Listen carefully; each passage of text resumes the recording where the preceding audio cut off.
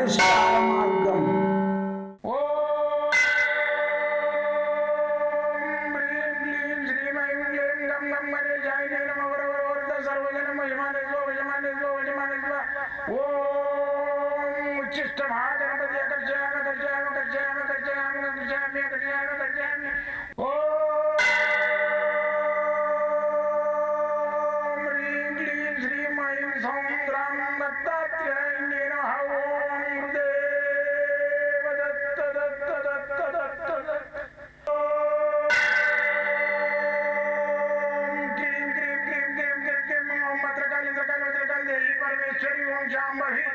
सर्वदिन मोचमाने स्वजमाने स्वजमाने स्वम मत्रकाली मत्रकाली मत्रकाली देवी परमेश्वरी ओम शांभवी अकर्षयामि अकर्षयामि अकर्षयामि अकर्षयामि अकर्षयामि चट चट चट चट चट ज्वाल ज्वाल ज्वाल नरसिंहाय लक्ष्मी नरसिंहाय अकर्षयामि अकर्षयामि अकर्षयामि ओम चट चट चट चट चट चट चट ओम चट चट चट चट चट ओम चट चट चट चट ज्वाल ज्वाल ज्वाल ज्वाल नरसिंहाय लक्ष्मी नरसिंहाय अकर्षयामि अकर्षयामि अकर्षयामि अकर्षयामि अकर्षयामि अकर्षयामि राजाधिराज योगिराज परब्रह्म सद्गुरु सच्चिदानंद साईनाथ महाराज ओम गुरुदेव दत्त दत्त दत्त दत्त दत्त ओम मातृदेवो भव ओम पितृदेवो भव ओम आचार्य देवो भव ओम गुरुदेव दत्त दत्त दत्त दत्त दत्त ఓం గురుదేవ దత్త దత్త దత్త దత్త. నేను మీ సాయి దత్తానందను, మంత్రతంత్ర యంత్ర రుద్రాక్ష మూలిక శస్త్రజ్ఞుని. అయితే గత 42 సంవత్సరాలుగా నేను చేసిన ఈ శ్రమ ఏదైతుందో మంత్రాల మీద, యంత్రాల మీద, రుద్రాక్షల మీద, వాస్తు మీద ఇది నిర్విరామంగా కృషి చేస్తూ, ఇది నాకు ఇష్టమైన విద్య, అతి కష్టమైన విద్య కాబట్టి దీన్ని ఇష్టమైన విద్యగా స్వీకరించి చేస్తున్నాను. అతి కష్టాన్ని ఇష్టంతో చేసే విద్యలన్నీ సులభంగా సాధ్యపడతాయి మానవునికి. అయితే ఈ రోజులలో ఏంటంటే మనము మానవుని టెక్నాలజీ ఏదైతే మేధాశక్తి ఉందో ఇవ్వాలా మాస్ అంటే ఏది మన శని గ్రహం ఇది కూడా పోతున్నాడు. అక్కడ మరి ఒక లోకం ఉండేది, అక్కడ పడవలు ఉన్నాయి, మరి అక్కడ భవనాలు ఉన్నాయి, అన్నీ ఉన్నాయి. మనుషులు ఏమైందంటే అది ఒక ప్రళయం వచ్చేసిపోయి వెళ్ళిపోయారు. ఒక్క మనిషి లేడు. మరి వాళ్ళ ఎముకలు కూడా కనబడతలేవు. అలా చూపిస్తున్నారు యూట్యూబ్లో. ఏది మన నాసా వాళ్ళు చూపిస్తున్నారు. మరి అది అంతా విచిత్రం అనిపిస్తుంది కొన్ని ప్రపంచం మీద. అయితే మన ఈ మంత్రం ఉందా యంత్రం ఉందా అంటే కూడా ఇదే. ఇప్పుడు నాసా వాళ్ళు రీసెర్చ్ చేసిన మార్స్ లాగా.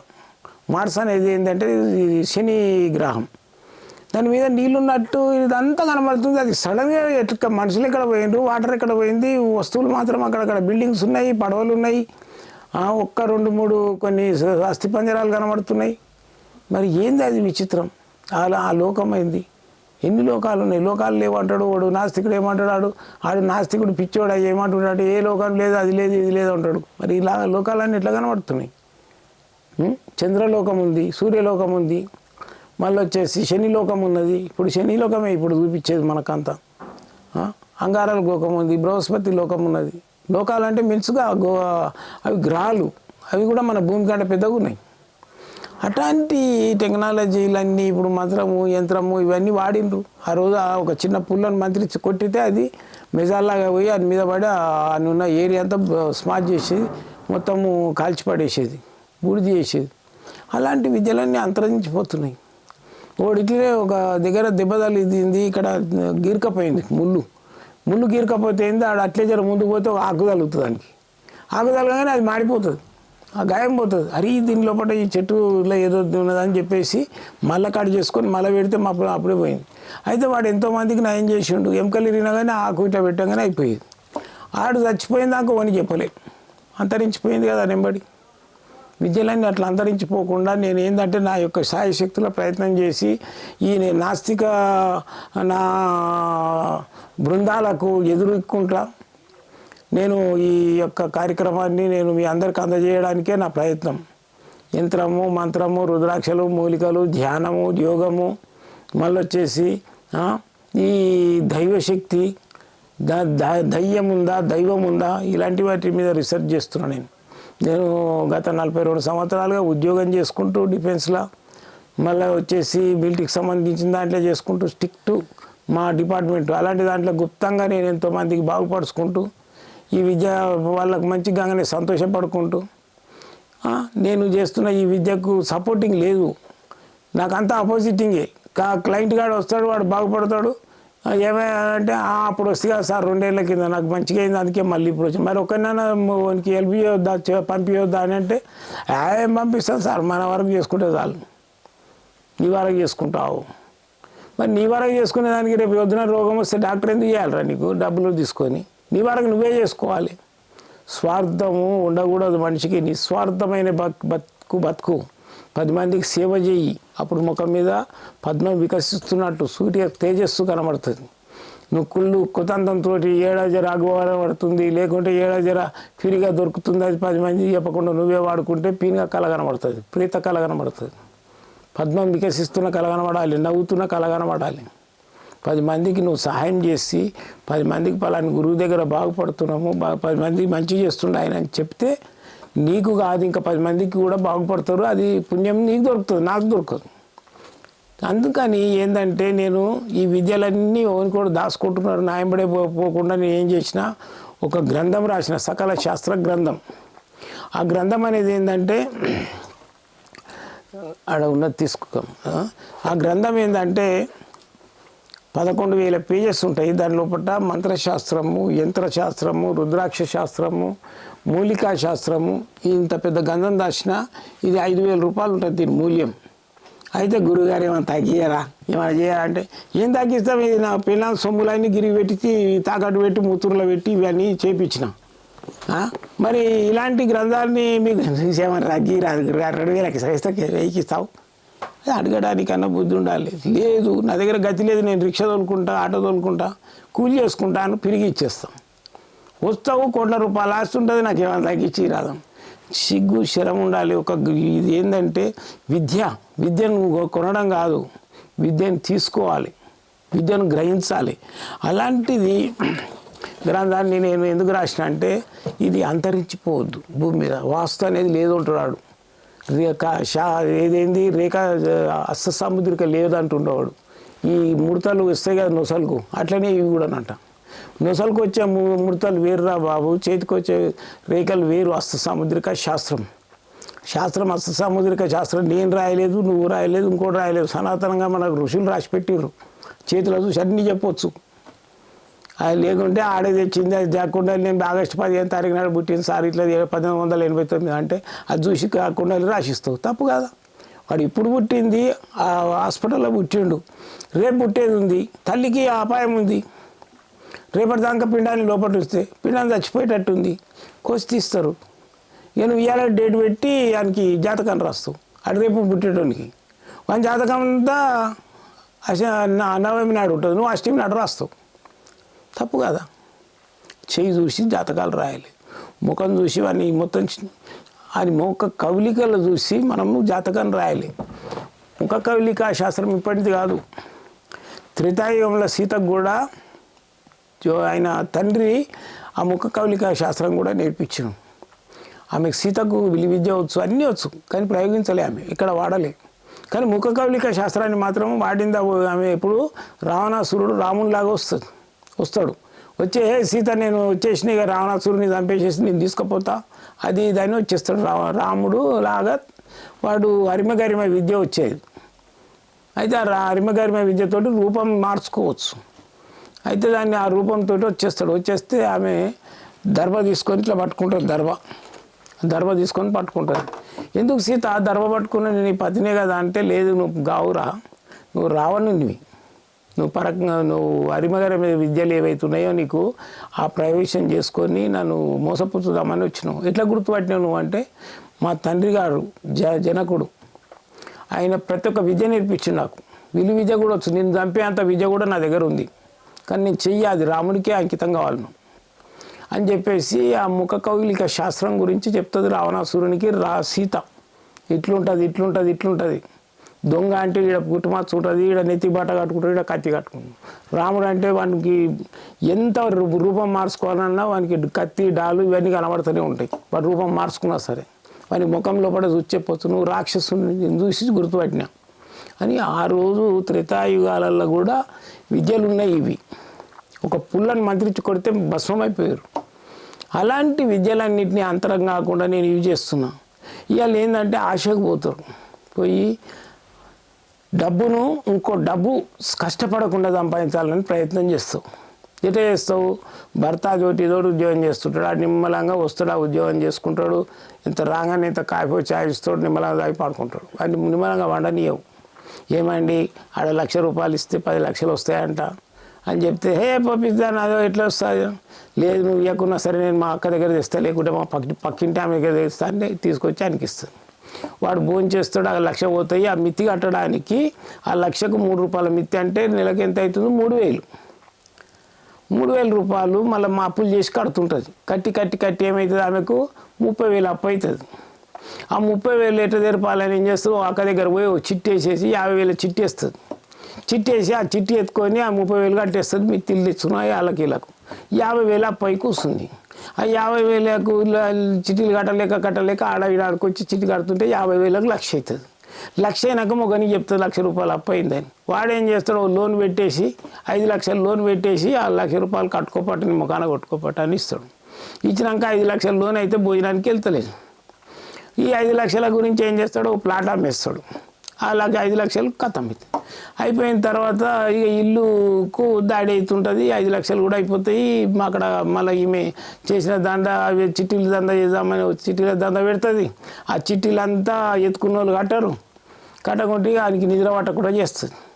నిమ్మలంగా ఉన్నోని చాయ్ తాగివాడు ఇంత కాఫీ తాగి బతికేటోని డ్యూటీ చేసుకొని అని ఆగం చేస్తుంది. ఇక చిట్టీలో పైసలు ఎట్లా కట్టాలి, ఇది కట్టాలి, ఇల్లు అమ్మడానికి. ఇక నా దగ్గరికి ఏడ్చుకుంటూ వస్తారు, ఇట్లా జరిగింది స్వామి, ఇన్ని లక్షలు అప్పు ఎట్లయిందో మాకే తెలియదు, ఎట్లా అయిందామని. ఇక అప్పు అంటే 10,000తోటి అయ్యింది. చెయ్యొద్దు, ఆశకు పోవద్దు. ఋషులు సనాతనంగా మనకున్న ఋషులు అప్పులు చేయలే. వాళ్ళు మేడలు మిద్దెలు కట్టుకోలే. ఉన్న దాంట్లోనే కుటీరం నిర్మాణం చేసుకొని దాంట్లో సుఖపడ్డరు. వాళ్ళు నేర్చిన విద్యలని మనకు అందించి వెళ్ళిపోయారు. ఆయుర్వేదమే కానీ, మంత్రశాస్త్రమే కానీ, యంత్రశాస్త్రమే కానీ. మీకు ఎందుకు 2 రోజులు తెచ్చేటోళ్ళకు ఇవన్నీ? వాళ్ళు సావును కనిపెట్టారు. నాకు ఇంత రోజులైతే చచ్చిపోయింది, నాకు ఎందుకు ఇవన్నీ? ఆ గుడిసేసుకొని ఆ గుడిసె ముంగట్టిన రోజు యజ్ఞం చేసుకుంటూ కూర్చున్నారు. వాళ్ళకి చలి కూడా లేదు. ఇప్పుడు మనకు చలి లేదా పెడుతుంది కదా, రోజు యజ్ఞం చేస్తాడు కదా ఆయన. కొవ్వు కూడా ఉండదు శరీరంలో వాళ్ళకు. ఎందుకంటే ఆ మంట కరిగిపోతుంది శరీరంలో కొవ్వు. వాళ్ళకి హార్ట్ అటాక్ రాకపోయేది వెనకడికి. ఎందుకంటే ఆ కొవ్వు కరిగిపోతుంది ఆ యజ్ఞం కాడ కూర్చుంటే. ఇలాంటివన్నీ మన ఋషులు అందించిపోయినాయి. దాన్ని ఈజీగా తీసుకొని ఆడపించి ముండగడుకు డబ్బు వేసుకొని ఇవి వేసుకొని అవి వేసుకొని అది నేర్పి ఇది చేసిండని అనడము మన తప్పు. మనం మూడులమై వాళ్ళని మూడులు అంటున్నాం. అందుకని ఎప్పుడైనా మానవులు అప్పులైనప్పుడు భయపడదు. తెలియక చేసినాం అది. మంచి డ్రెస్ వేసుకోవాలి, మంచి గడ్డం రోజు నీరు తెచ్చుకోవాలి, 3 జతల బట్టలు తీసుకోవాలి. ఎవడైతే అప్పిచ్చిండో వానికంటే 4 ఉంగరాలు పెట్టుకొని హైలైట్గా తయారయ్యి వాడు రాగానే చాదాతో ఏం తాగుతారు అంటే, చాదాగా నీ కిస్మతులు లేదురా, నేనైతే తాగుతాను లోపలికి వెళ్ళి చా తెప్పించుకొని అని ముందరనే తాగాలి. అని ముంగంటే కమ్మగా విరవాలి. ఏమైనా నా పైసలు ఏమంటే ఇస్తుంది ఇచ్చినా, ఇక్కడ పోతుంది లేనప్పుడే ఇచ్చినా వచ్చినాక ఇస్తాం. ఇంట్లో దాచుకొని ఇస్తే వాడు ఇంట్లో పెట్టుకొని ఇస్తలేడు అనుకో, వాడి మీద ఫోర్స్ చెయ్యి. అంటే గతిలోని మీద ఏం ఫోర్స్ చేస్తాం. అందుకని ఏంటంటే అప్పులు చేసినప్పుడు అప్పు చేసినోడు ముప్పుకు వానికి ప్రాణభంగం కూడా అవుతుంది తట్టించలేకుంటే. అంటే వాడు ఏంటంటే వాడు సెన్సిటివ్ అయిపోతుంది మైండ్. ఇక్కడ ఇంట్లో సుఖం లేదు, బయట సుఖం లేదు. అందుకని ఏం చేయాలంటే ప్రశాంతంగా 4 జతల బట్టలు పట్టించుకోవాలి, 2 జతల చెప్పులు తెచ్చుకోవాలి, కారు తీసి మూలకేయక నడుచుకుంటూ పోవద్దు, కార్లో తిరగాలి. అప్పుడే సంఘంలో నిలదొక్కుని మళ్ళీ యథావిధిగా ముందుకున్న దానికంటే కూడా నువ్వు మంచిగా అవుతావు. ఇది నేర్చుకోండి. నేను నాకు అప్పులైనా గడ్డం పెంచుకొని గురువుగారిని దగ్గరికి దొంగతనంగా వచ్చినాయి. అలా ఎందుకు దొంగతనంగా వస్తావు? మంచిగా నిలబడు, వానికి చెప్పు, నీ సమస్య అంతా చెప్పు. ఇచ్చినోనికి నీ డబ్బులు ఎక్కడ పోవు. నేను ఈ చేద్దాము ఈ సక్సెస్ అయినాక ఇస్తాను, 4 రోజులు లేట్ అయినా ఇస్తాను. వానికి ఇచ్చినోనికి కూడా ధైర్యం ఉంటుంది. దొంగ మేకం వేసుకొని ఆడేడ దాచుకుంటూ ఉండదు. నేను చచ్చిపోతామనుకున్న గురువుగారు ఇలా లాస్ట్ స్టేజ్లో మీ దగ్గరికి వచ్చిన అంటాడు ఆయన. ఎందుకు వచ్చావు లాస్ట్ స్టేజ్ సావుడు ఎందుకు? ఇదే నా దగ్గరకు వచ్చిన బదులు ఆనింటికి పో, ఇచ్చినోన్నింటికి పో, పోయి ఆయనకి సంజాయించిన పరిస్థితి ఇది, నా కథ ఇది. 4 గంటలు వేసి వెళ్ళిపోతావు, వాడు 3 గంటలకే కావాలి వస్తాడు అప్పులోడు వచ్చి. వాడు ఇచ్చేటప్పుడు రాముడయ్యిండు, తీసుకునేటప్పుడు రావణాసురుడు అయ్యాడా? వద్దు. అప్పు తీరుతుంది, జీవితంలో సుఖపడతావు.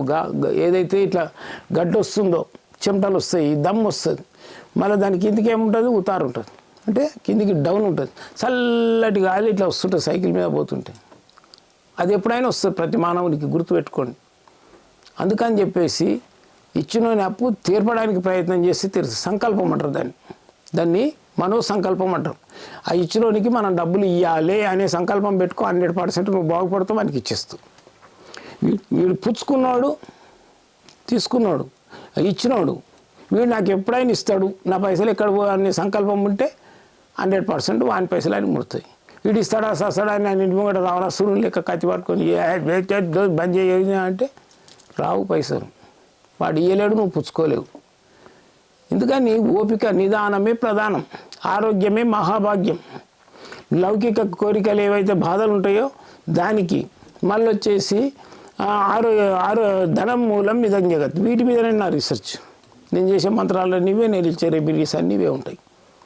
ఓవర్ ఫోన్ చేసి చెప్తారు, హే స్వామి నన్ను వాడు బాధ పెడుతున్నాను, చంపుతావా? నీ లక్ష అయినా సరే ఏదా చంపేది? ఎలక్షన్లే ఉండవు. నరేంద్ర మోడీ వచ్చేసి సోనియా గాంధీని చంపుతాడు, సోనియా గాంధీ పోయి ఆయన చంపుతాడు, ఆయన పోయి ఎలక్షన్ ఏకగ్రీవ ఎలక్షన్స్ సంపూర్ణ లేవు. అనవసరంగా వానికి వీనికి డబ్బులు ఖర్చు పెట్టి చేసి వాని చంపుడు ఈయన చంపుడు ఇదవుతుంది అదైతే అని మంత్రాల దగ్గర పోకుండ్రి, మీరు ప్రాబ్లంలో పడకుర్రి. మంత్రం ఉంది, 10% ఉంది, దాన్ని పట్టుకొనే మేము సాధకులం సాధిస్తుంటాం. ఆ 10% పట్టుకో. నేను కూడా సాధించేది 10%. 100% లేదు. ఒకప్పుడు ఏంటంటే నేత్రయుగం, ఏది కృతాయుగం అంటే కళ్ళతోటి చూడంగానే అది భస్మమయ్యేది. త్రేతాయుగం మంత్రయుగం, కృతాయుగ త్రేతాయుగ. ద్వాపర యుగం ఇది ఏంటివి అస్త్రయుగం, అస్త్రాలు వాడిండ్రు. కలియుగే కరసాధన. కలియుగ కరసాధన అంటే కలియుగంలో చేతులతోటి, కరములు అంటే చేతులతోటి సాధన చేసుకుంటా మంత్రం చదవాలి. చేతులతోటి యజ్ఞం చేయాలి, చేతులతోటి వాడిని బతిలాడాలి. తప్పై ఇచ్చిండ్రని ఆయన మళ్ళీ ఇంకోసారి ఇవ్వని, మళ్ళీ వాడు కూడా ఏమంటాడు, నేను తప్పై తీసుకున్నాను నీకు ఎట్లాగంటే ఇచ్చేస్తా ఇన్ని రోజులు అని వాడు ఇచ్చడానికి ప్రయత్నం చేయాలి.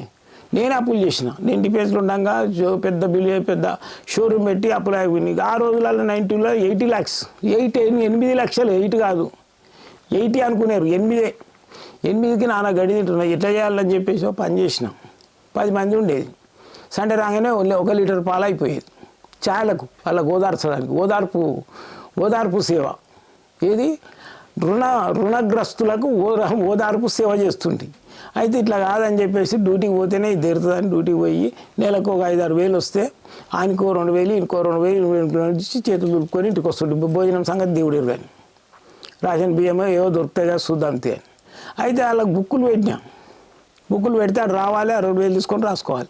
ఓనోనికి 30,000 40,000 ఎప్పుడు తెరుతున్నాయి, ఇంకా బుక్ పట్టుకొని వస్తుండే ఆయన.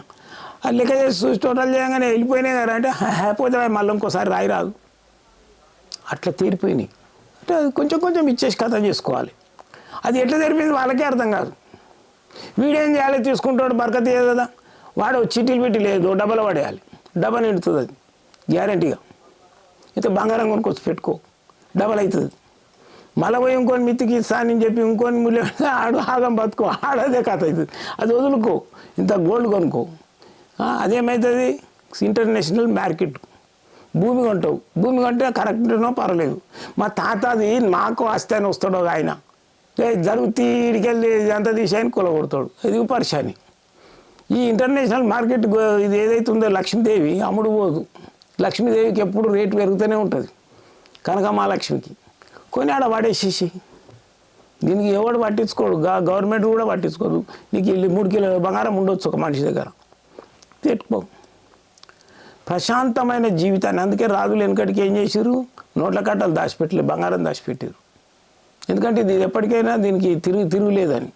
ఇప్పుడు వాళ్ళు ఏం చేస్తున్నారు, ఆడ పోయి అది చేస్తుండే. ఇక్కడ షేర్ మార్కెట్ అన్న, అటు షేర్ మార్కెట్లో కొట్టిన నాకు ₹1 కోటి అప్పయింది ఉంటుండు. ఈ ఫోన్లతోటి ఆయన ఫోన్ చేస్తాడు, ఏం గురుగారు మీకు రిలయన్స్ నుంచి ఫోన్ వచ్చింది, మీకు లోన్ శాంక్షన్ అయింది, ఏం కావాలా నీకంటే నీకు అన్నీ చెప్పినాక నీకు అది వస్తుంది, కోడ్ నెంబర్ వస్తుంది, అది చెప్పు, అది వచ్చినాక అన్ని ట్రాన్స్ఫర్ కొట్టుకుంటావురా, అట్లా బ్యాంకులో ఏం పైసలు లేవు, నీకేమేం కావాలో చెప్పు, లేవు ఆ బ్యాంకులో ఏం పైసలు టక్కన పెట్టేస్తాడు, అన్నుంటే కాల్ చేస్తాడు అనమాట. ఇవన్నీ మోసాలు. మోస యుగంలో మనము అక్రమంగా డబ్బు సంపాదించే ఆలోచన చేయొద్దు, కష్టపడాలి. జపాన్లో ఇంటింటికి ఇండస్ట్రీ ఉంటుంది, సిగరెట్ లైట్లది, ఫోన్లది, మన చిన్న ఏది మన ట్యాబ్లది, ఇంటింటికి లేడీసే చేస్తుంటారు. మన దగ్గర ఆ సిస్టమ్ పెట్టలే. ఇప్పుడు మన వాళ్ళు ఏం చేస్తున్నారు, నీకు 2000 ఇస్తాము, ఆటో రిక్షా బంద్ అయింది కదా, నీకు 3000 ఇస్తాము, మా వీడవు కదా, పైసా నువ్వు పంచుతున్నావు పబ్లిక్ మీద, వద్దు, ఉచితంగా వంచకు, ఇండస్ట్రీస్ పెట్టు, చిన్న కుటీర పరిశ్రమలు పెట్టు, ఇంట్లో చేస్తారు, సంపాదిస్తారు, అప్పుడు మన దేశం పైకి వస్తుంది. ఇది కాదు, ఏమైనా కానీ అది ఇది ఆశ పెట్టి నువ్వు గెలుస్తున్నావు, కానీ తర్వాత మన ఇండియన్ కరెన్సీ కిందికి జారిపోతుంది, దీన్ని ఇండస్ట్రీ కిందికి మారు. ఇప్పుడు వాడు సివిల్ చదువుకొని ఉంటాడు, మెకానికల్ చదువుకొని ఉంటాడు, మెకానికల్ చదువుకున్నాడు ఏదైనా విగ్రహమో అదో ఇదో తయారు చేసిండో, యంత్రమో తయారు చేసి చూపిస్తే గవర్నమెంట్ లైసెన్స్ ఇస్తుంది, కంపెనీ పెట్టు, చదవడానికి ఆనికంటే ఎక్కువ వస్తుంది. వాడు ఇంధనం లేకుండానే బండి పోయేటట్టు చేస్తాడు, నీళ్ళు పోయి, వానికి ఈ లైసెన్స్ వాడు కంపెనీ పెట్టుకుంటాడు, లేదు ఆడు చదువుకోవాలి, ఏం చేస్తాం. చదువు కాదు ముఖ్యం, జ్ఞానం ముఖ్యం. అదే ఇప్పుడు మన జపాన్లో ఎట్లున్నది, వానికి జ్ఞానం ఉండి వాడు కనిపెట్టినట్టు వానికి లైసెన్స్ ఇచ్చేస్తాడు. అట్లా డెవలప్ అవుతాయి కంట్రీలు. ఇప్పుడు ఈ కంట్రీల బాధలని మనకేంది, కానీ ఇప్పుడు ఏంటంటే ఈరోజు శీర్షిక మంత్రాల గురించి చెప్పినా కదా, మన యంత్రాలు మన ఇండియన్ కొల్లగొట్టుకొని పోయేటప్పుడు నలంద విశ్వవిద్యాలయం ఏదైతుందో లైబ్రరీ, దాన్ని కాల్స్తే 6 నెలలు కాలింది అది. అటువంటి విద్యలలో కొన్ని క్షోధించి తీసిన విద్యలు ఏదైతుందో నా దగ్గర కూడా ఉన్నాయి. అయితే మంత్రశాస్త్రం అనేది వీడు ముస్లిం కంట్రీస్కి వెళ్ళిపోయింది. మళ్ళీ యంత్రశాస్త్రం అనేది అమెరికాకి వెళ్ళిపోయింది, యంత్రాలకు చేస్తారు వాళ్ళు. యంత్రాలంటే హెలికాప్టర్స్, ఫ్లైట్లు, ఇవన్నీ. మళ్ళీ వచ్చేసి తాంత్రిక శాస్త్రం అనేది ముస్లిం కంట్రీలోకి పోయింది. ఇది దీంట్లో తంత్రికము, మంత్రము, మళ్ళీ యుద్ధశాస్త్రం అనేది చైనాకి పోయింది. వాడు అందుకనే గోడని కూడా ఎక్కుతాడు, గాలి కూడా లేస్తాడు, 10 మందిని కూడా చంపుతాడు. అటువంటి శాస్త్రాలు ఉన్నాయి. ఆ శాస్త్రాలలో నేను ఏం చేశాను అంటే, మన శాస్త్రాలు మందికి పోయినాయి కదా, మళ్ళీ దాన్ని లాభట్టాలే గుందరగకు వచ్చే ప్రయత్నం చేసి, ఇప్పుడు అరబ్బీ ఏవైతున్నాయో యంత్రాలు అవి ఎక్కువ ముస్లిమ్స్ వాళ్ళు వాడతారు. ఏది ముర్షదులు మన శాస్త్రం మనం ఎందుకు పాడవద్దు అని సంకల్పంతో ఇది మెడలేసే లాకెట్స్. ఇది అక్షరం ఉంటుంది, ఒకటే బీజాక్షరం. ఈ ఒక్క బీజాక్షరాన్ని మెడకేసుకుంటే వానికి బ్లాడ్కు ఏ మ్యాజిక్ ఉండని, లేకుంటే వానికి దయ్యం భూతం ఏదైనా ఉండని, వాడు డాక్టర్ దొరకని రోగాలు ఉండని నిర్మూలన అవుతుంది. ఇది ఒక్కటే బీజాక్షరం. హ్రీం బీజాక్షరాన్ని ఇది ఏంటంటే దీన్ని ఉర్దూ అంటారు, ఉర్దూ కూడా కాదు, ఇది అరబీలో రాసి ఉంటుంది. ఇవి నా దగ్గర ఉంటాయి, ఎవరికి ఏది ప్రాబ్లం ఉన్నా ఇది పంచలాలు ఉంటుంది, ఇస్తా, వేసుకొని దీని ఫలితం అనుభవించి చూడండి. ఇంకోటి ఏంటంటే మనకు ఎవడన్నా చేతబడి చేస్తున్నాడు అనిపిస్తుంది. ఈ స్తంభన గురించి అంటే వాడు చేసిన దాన్ని కట్ చేస్తుంది. వాడు చేసిన ఏదైతే మంత్రాలు మనకు చేసిండో దాన్ని కట్ చేస్తుంది, కట్గా ఉంటుంది. దీని మీద అరబ్బీ బీజాక్షర మంత్రాలు ఉంటాయి. ఇది టమ్ అని మనది ఏదైతే అను ఉంటుందో బీజాక్షరము, అది అరబ్బీలు ఉంటుంది. ఇది మనము తొందరగా పనిచేస్తుంది మన తెలుగు కంటే కూడా. ఇది దయ్యం పట్టిన వాళ్ళకి వేసినట్టయితే దాన్ని దయ్యం వదులుతుంది, చేతబడి చేసిన వాళ్ళకి వేసుకుంటే చేతబడిపోతుంది. ఇలాంటివి కావాలంటే నా దగ్గర ఉంటాయి, ఫోన్ చేయండి, సంప్రదించండి. వేళ మీకు సేవలో నేను ఉంటాయి, మీరు ఎప్పుడైనా సంప్రదించవచ్చు. ఇక్కడ నేను హైదరాబాద్లో ఈ అడ్రస్ మీద ఉంటా, ఇది ఎల్బీ నగర్ బిఎన్ రెడ్డి కాలనీలు ఉంటా. మీరు ఎల్బీ నగర్కి వచ్చి ఫోన్ చేసినా సరే. మళ్ళీ వచ్చేసి సోమవారం మంగళవారం స్ట్రిక్ట్లీగా హాలిడే ఉంటుంది. మిగతా రోజులలో మీరు ఎప్పుడైనా రావచ్చు. 40 నిమిషాలు టైం తీసుకొని జాతకం కూడా కావాలంటే చెప్తాం. జాతకం వద్దు మేము ముట్టి కలిసేది ఉంటే అంటే 2 3 నిమిషాలు 5 నిమిషాలు కలిసిపోవచ్చు. జై గురుదత్త.